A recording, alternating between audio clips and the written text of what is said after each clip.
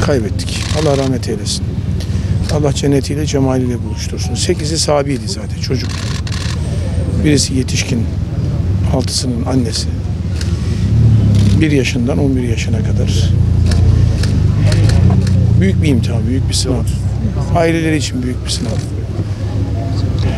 Allah kimseyi mazlumlukla imtihan etmesin. Ve bu çocuklar için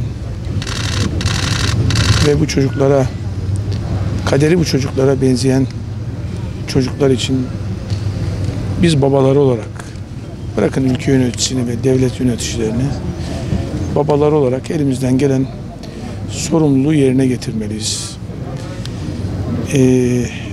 Çok etkilendiğimi söylemek, hepimiz etkilendik ve inanın ifade etmekte zorlanıyorum. Allah rahmet eylesin. Allah cennetiyle buluştursun. Bizi onlara mahcup etmesin inşallah.